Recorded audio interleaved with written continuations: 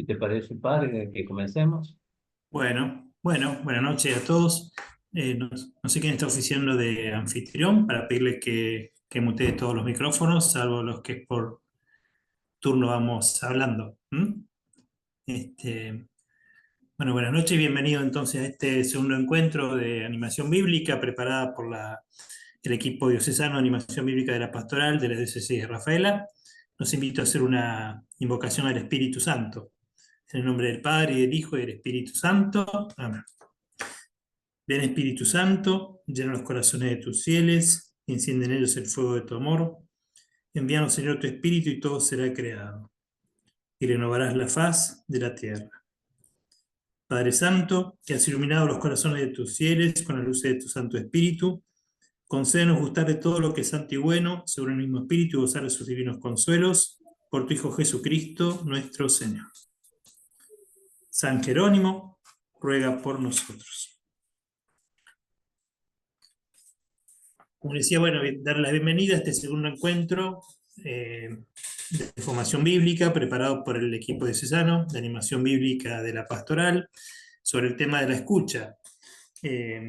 Como dijimos en la introducción al primer encuentro, nos motivó a elegir este argumento el camino diocesano que estamos realizando, iluminados por la carta pastoral del obispo que nos ha enviado al inicio de este año 2024, donde nos invitaba especialmente a renovar nuestra escucha en el objetivo diocesano, a escuchar a nuestros hermanos sin juzgar, también en la misma carta a escuchar al estilo de Jesús, y en la fiesta diocesana, el 1 de mayo, habíamos puesto como lema escuchar amando. Entonces, todas estas acentuaciones sobre la importancia de profundizar en esta actitud de la escucha nos llevó a buscar en las Sagradas Escrituras, particularmente en los Evangelios, cómo escucha Jesús, qué enseña Jesús sobre la escucha. Hace 2 semanas vimos un poco algunos textos del Evangelio de San Marcos tratando de responder a estas preguntas. Hoy lo vamos a hacer buscando el Evangelio de San Juan, los Evangelios de Marcos y Juan, porque son aquellos dos evangelios que nos han acompañado y nos siguen acompañando en este año litúrgico del ciclo B. Hoy en el Evangelio de Juan, que es el Evangelio que comienza precisamente con esa frase: en el principio existía la palabra estaba junto a Dios, la palabra se hizo carne, ¿no? Jesús es la palabra eterna del Padre dirigida a los hombres. Jesús es el rostro humano de esa palabra eterna de Dios. Recibirlo a Él, escucharlo a Él, entonces es escuchar al Padre que nos dirige su palabra de amor, su eterna palabra de amor, ¿no? Y les recuerdo aquel versículo que seguramente conocemos todos del Evangelio de Juan, Juan 3:16, donde el Señor, hablando con Nicodemo, dice: tanto amó Dios al mundo que envió a su Hijo, que dio a su Hijo unigénito, para que todo el que cree en Él no muera, sino que tenga vida eterna. Podríamos parafrasearlo uniendo la teología del Evangelio del prólogo: tanto amó Dios al mundo que envió su palabra al mundo para que todo el que crea en ella no muera, sino que tenga vida eterna. Porque precisamente su Hijo unigénito es esa palabra de Dios hecha carne. El primer paso de la fe es la escucha. Y San Juan nos relata el itinerario de fe de los discípulos, podríamos decir, desde esa fe inicial de Natanael en el capítulo 1, cuando Jesús le dice: porque te he dicho que te vi debajo de la higuera, crees, verás cosas más grandes todavía. De esa fe inicial de Natanael hasta la fe de Tomás frente al resucitado, cuando le dirá: Señor mío y Dios mío, ¿no? Esa fe de los discípulos que va creciendo a lo largo de todo el Evangelio, escuchando precisamente a Dios, que les hablaba en su palabra hecha carne, en su Hijo Jesús. Bien, desearles entonces a todos un buen encuentro, que estemos a la escucha de lo que el Señor nos quiera decir en su palabra, y hoy a través también del servicio que van a prestar especialmente Danilo y Marta, compartiéndonos las reflexiones sobre los textos del Evangelio de Juan. Que tengan buen encuentro.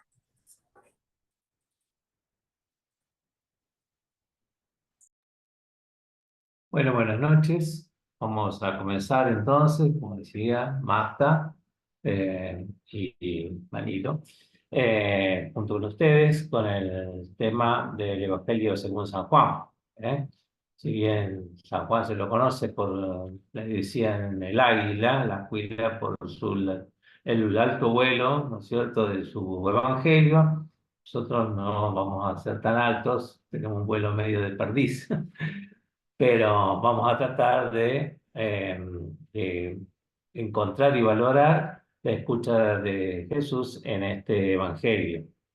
Como decía recién el padre Fabián, el prólogo, lo que se conoce como el prólogo de San Juan, de donde se presenta como la palabra que está junto al Padre y es la palabra, también nosotros lo relacionamos encontramos relación con las primeras palabras también del Génesis. Decía, la palabra esa performativa de Dios, que lo que dice lo hace, y que, por ejemplo, dice que exista la luz y la luz existió, ¿no? ¿Verdad? Bueno, entonces ahí nosotros encontramos o tratamos de encontrar una relación, tratamos entre ambos. Y en el caso del Génesis, primero porque en ambos está la participación, está mencionada justamente la luz, ¿no? La luz que vino a separar las tinieblas y creó el día, creó la noche, y también la palabra que es la luz como la luz verdadera, en el caso de Juan, que viene a iluminar a los hombres. Y distinguimos en el Génesis, distinguimos un poco más adelante, que usando su voluntad y su liberalidad, el primero que quiso escuchar al hombre fue Dios. Dios mismo quiso escuchar al qué nombre le iba a poner a todas las criaturas, al cual él le iba a dar al hombre el dominio. Porque en la antigüedad se entendía que ponerle el nombre era una forma de ejercer el dominio. Y entonces Dios dijo, bueno, vamos a ver o escuchar, ¿no es cierto?, qué nombre le va a colocar a esas criaturas. Y en el caso del hombre, vemos en el Evangelio de Juan que la palabra, que es el vínculo, que generalmente es el más imperfecto de alguna manera para vincular a las personas, que es la palabra, es la que se presenta como la palabra que es la que se presenta a los hombres y también le otorga esa libertad a los hombres para que la reciban, la rechacen, para que la practiquen o que no lo hagan. Es decir, aquellos que realmente reciban la palabra, la practican y crean sobre todo, entonces eso van a poder llegar a ser hijos de Dios. Entonces, para comenzar ya directamente con la parte del Evangelio de Juan, vamos a ver algunas de las perícopas que hemos elegido, entre unas cuantas, ¿no? Elegimos cuatro. Y vamos a comenzar, Marta va a comenzar entonces con la primera, que es la de los dos discípulos que seguían a Jesús. ¿Sí? La primera cita es la cita de Juan, Juan 1, 35, 42. Nosotros le pusimos como un título: Gracias, Señor, por permitirme encontrarte. Quiero responder a tu llamado. En ese texto de Juan, Juan estaba con los discípulos, Jesús pasaba, Jesús percibe que los discípulos lo siguen, él se vuelve hacia ellos, él permite el comienzo de un diálogo, palabras y miradas. Él le pregunta: ¿qué buscáis en este texto? Y Jesús, aunque conoce sus inquietudes, quiere invitarlos a ellos, los invita a compartir. Juan dice que se quedó con ellos ese día hasta después de la hora nona.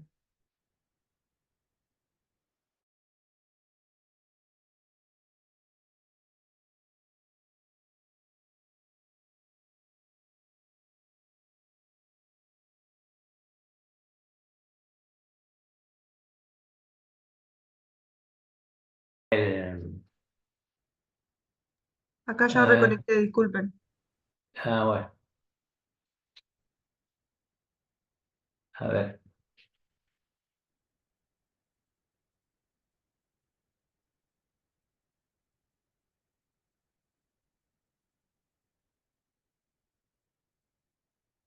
No.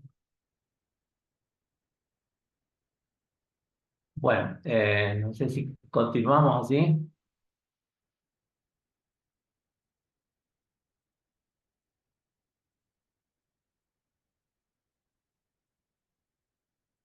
Mm. ¿No pueden ver la pantalla compartida? No, no puedo verlo por eso. Bueno, eh,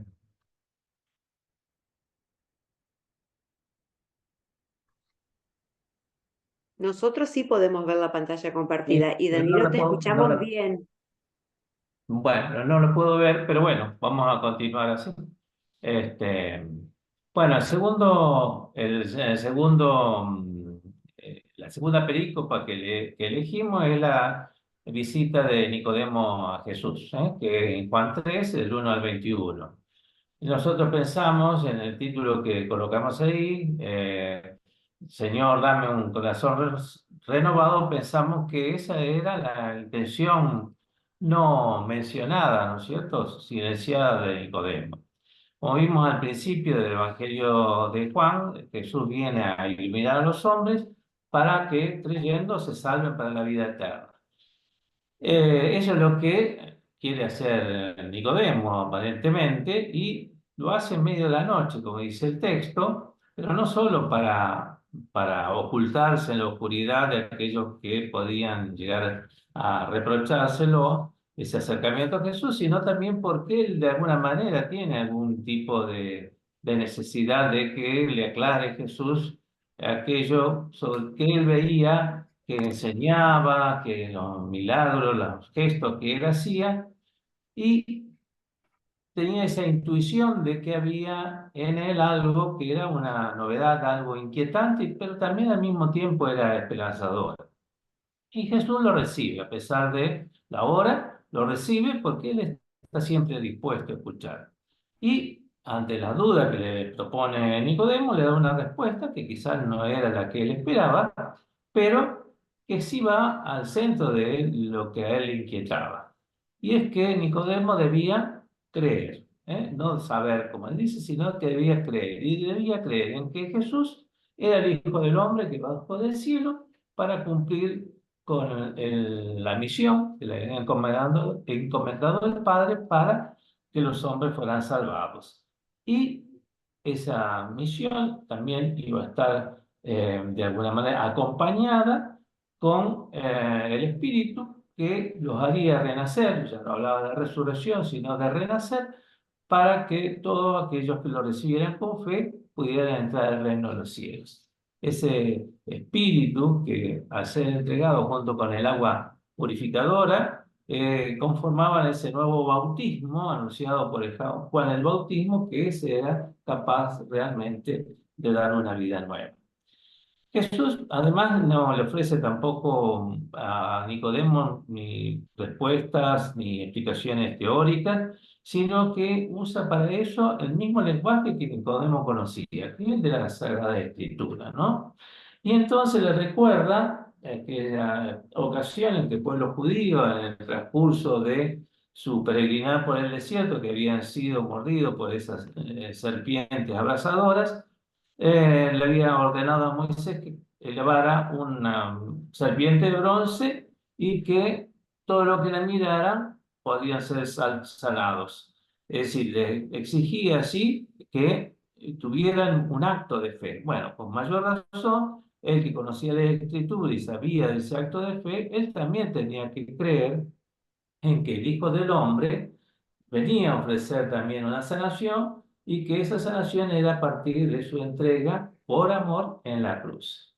Entonces, podemos apreciar así que la fe no nace de una explicación teórica, racional, humana, sino que la fe es un don de Dios, un don que se recibe gratuitamente. Y ese don nace también de la escucha de Dios a la necesidad del hombre y también la escucha del hombre, la escucha esperanzadora que se anima a creer. Y a partir de ahí se anima a crecer y también a madurar en la fe. Por eso Jesús acepta a todos, no solamente Nicodemo. La actitud de Jesús es aceptar a todos sin prejuzgar y acompañar en el proceso, respetando los tiempos de cada persona. Y con empatía sostiene, pero también corrige, ¿eh? No usa recetas o uniformes para la misma para todos, sino que adaptadas a la singularidad de cada uno, de aquellos que se le acercan. Esto nos enseña a Jesús que para imitarlo, entonces debemos acercarnos a Él para que nos ilumine y también pedir que el Espíritu nos haga de alguna manera creativos para poder anunciarlo. A partir de allí, no sé si ustedes podrán ver, nosotros en un diagrama ponemos aquellos puntos, aquellos temas que nos parecen centrales en esta perícopa, que es la apertura de Jesús, que acompaña, acepta los tiempos de todos, porque el tiempo realmente es del otro, y viene para iluminar, para encender la vida nueva, y no cuestiona de dónde viene ni en qué condiciones se encuentra. Lo toma a cada persona en su estado como está, ¿no? Y lo importante es que lo que hace Jesús es, como decía, no hacer recetas, sino que emplea la creatividad como para poder hablarle a cada uno de alguna manera distinta. Y en este caso, Nicodemo le hace esta catequesis bautismal para que él pueda reconocer que a partir de la catequesis tiene del bautismo, ese bautismo con el agua y con el espíritu, realmente ahí es cuando se inicia la vida de fe. Continuamos ahora con la otra perícopa. La otra perícopa es la cita de Juan. Nosotros la llamamos Dios nos ama, nos conoce, nos busca, sale al encuentro. Es el encuentro de Jesús con la samaritana. Nos cuenta el texto que Jesús va a Galilea y pasa por Samaria para llegar a Galilea. Él sabe que los judíos no eran bien recibidos en Samaria, pero elige el camino corto y va a Galilea pasando por Samaria sin temor a enfrentar situaciones difíciles. Está cansado y tiene sed. Esos dos aspectos nos manifiestan la verdadera humanidad de Jesús.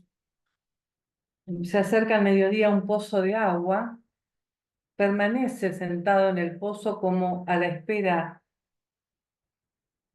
a encontrarse con alguien. Aparece la samaritana en una hora no común, tal vez como reflejo de su estado de vida, ¿no?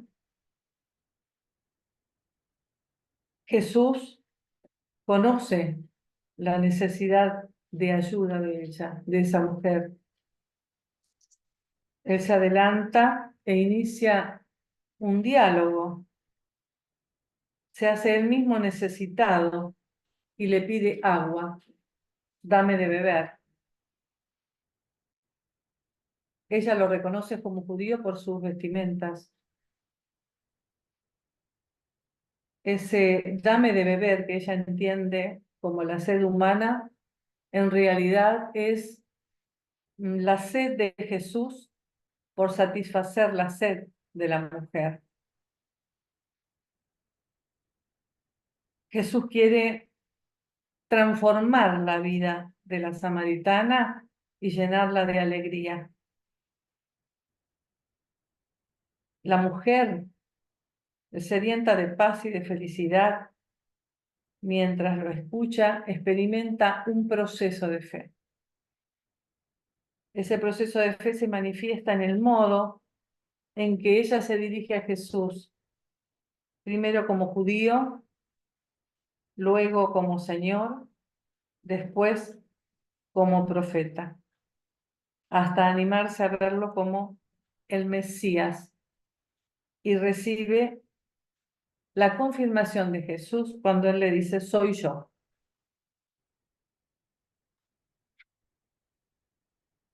A partir de esta revelación, la mujer no duda en dejar todo para correr y anunciarlo a los habitantes de la ciudad. Da testimonio de su experiencia y permite que otros se encuentren con Jesús y que sean también testigos de la presencia del Salvador del mundo. Al descubrir el sentido trascendente para su vida, no duda en ir al encuentro de los demás para compartir lo que él recibió. Y estos, al creer, transformaron también sus vidas. San Agustín comenta sobre este pasaje y escribió: este pasaje del Evangelio de Juan de Hipona, en Hipona, perdón, presenta a la mujer como figura de la Iglesia, que tiene sed de Dios, y a Jesús, que tiene sed de la fe de esa misma mujer.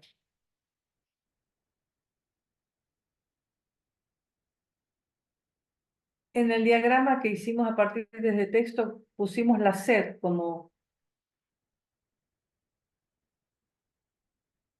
significado de ese encuentro, la sed de él y la sed de la samaritana. Él sale al encuentro de la necesitada. Él inicia un diálogo, Jesús inicia un diálogo con ella, la conoce, sabe de ella, la escucha, despierta en ella la fe.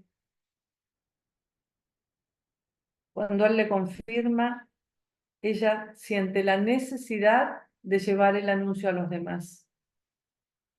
Muchos samaritanos escucharon y se convirtieron.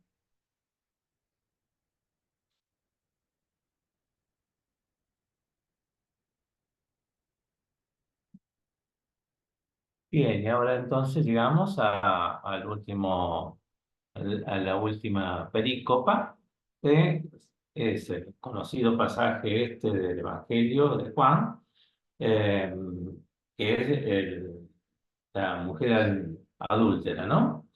Y el corazón del mensaje pensamos que es la misericordia y la gracia de Dios es la que nos salva. Vemos en muchas ocasiones que Jesús se presenta en el templo y siempre que cada vez que se presenta se junta una multitud de gente a escucharlo, porque lo consideran como un maestro. De hecho, también así aquellos fariseos, los escribas, que eran sus enemigos, también lo llamaban maestro, ¿no? Y en ese momento, justamente estos escribas fariseos se presentan llevándole a una mujer a la que acusan de haber sido descubierta cometiendo adulterio. Y entonces quieren poner a prueba a Jesús para ver de qué manera iba a actuar frente a lo que la ley de Moisés establecía como castigo para este pecado, para esta falta gravísima, a tal punto de que el castigo era la lapidación, es decir, que se fuera muerta la mujer y también el hombre que había participado fuera muerto a pedradas, ¿no? Entonces, la intención en realidad no era pedirle una opinión, sino justamente buscando la verdad, sino justamente tratar de encontrarlo en alguna falta que lo desacreditara, que lo hiciera quedar mal a Jesús, de tal modo de que la gente dejara de seguir. Y la trampa era que si Jesús, que predicaba la misericordia, la perdonaba, estaba incumpliendo la ley de Moisés. Pero si la llegaba a condenar, estaba siendo incoherente con lo que él estaba predicando. Pero ellos también tenían esa incoherencia entre ellos, porque sabían, como estudiosos de la ley, sabían que ese mismo castigo era impuesto para el hombre, pero en ningún momento lo habían mencionado. Jesús, ante esto, se queda en silencio y se inclina, y se inclina como para escribir en el piso, en el polvo del piso.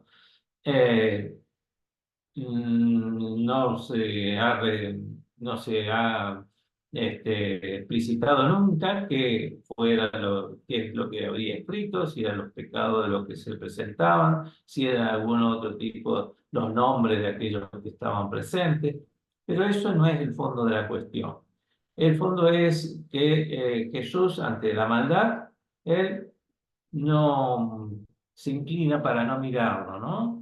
Y entonces, como siguen insistiendo, entonces ahí sí levanta su mirada y les dice algo que ellos no esperaban, que solo aquel que fuera inocente, es decir, solo aquel que no tenía pecado, era el que estaba habilitado como para iniciar ese castigo. Eso quedó de alguna manera, los dejó sorprendidos y también los calló. Los que estaban antes hablando y gritando quedaron callados porque ellos sabían que la ley exigía que aquellos que habían sido testigos serían los primeros que debían comenzar con ese castigo. Y en el caso de que no lo hicieran, que hubieran mentido, iban a ser responsables también de la sangre de un inocente. Entonces, los acusadores se callan, se comienzan a retirar, se comienzan a ir porque no tienen palabra, no tienen forma de justificarse. Y dice, empezando por los más ancianos, es decir, se suponía que los más sabios eran los más conocedores de la ley y por lo tanto también eran los que más sabían que en definitiva estaban tendiendo una trampa a Jesús. Recién entonces, cuando se retiran todos, Jesús se pone de pie, le devuelve la dignidad a la mujer, la llama mujer, como en otras ocasiones llamó a su madre, en la boda de Caná, que no ha llegado a la hora, la llama también cuando está al pie de la cruz, y le otorga esa dignidad a la mujer, no la llama mujer como imponiéndole el dominio sobre ella, como un hombre que le impone dominio, sino para hacerse cercano a ella. Y le pregunta si le habían condenado y como ella le dice que no, entonces le muestra su misericordia y le otorga su perdón. Pero también la exhorta a no pecar más. Es decir, Jesús muestra que él escucha, mira el corazón, no la apariencia de las personas. Si fuera así, podría haber pensado mal de aquella que estaba acusada y podría haber considerado de otra manera a los fariseos, el escriba con toda su presencia, pero él mira el corazón. Y nos enseña también que debemos aprender a discernir entre lo importante, lo inútil, y fundamentalmente entre dónde está lo bueno y dónde está lo malo. Y buscar siempre la verdad. Y buscar la verdad es buscarlo a él, es buscar él la verdad última. Eso no prejuzga, conoce el drama del pecado, pero también conoce la gracia, el poder de la gracia siempre operante, como esa expresión que tiene, donde abunda el pecado, sobreabunda la gracia, ¿no es cierto? Y también sabe y nos enseña la oportunidad del silencio. A veces tenemos que hacer silencio para permitir que las personas hablen, para escuchar también, pero también ese silencio puede ser una gran necesidad de la persona que no se anima a expresarla. Entonces, a partir de eso, también la posibilidad de que uno pueda iniciar un diálogo, tirar, digamos, como se dice habitualmente, tirar una punta, cosa de poder empezar a conversar. La escucha de Jesús, y por lo tanto también la que debería ser la nuestra, es incondicional, no hace excepción de personas. Y sobre todo no sabe de tiempos.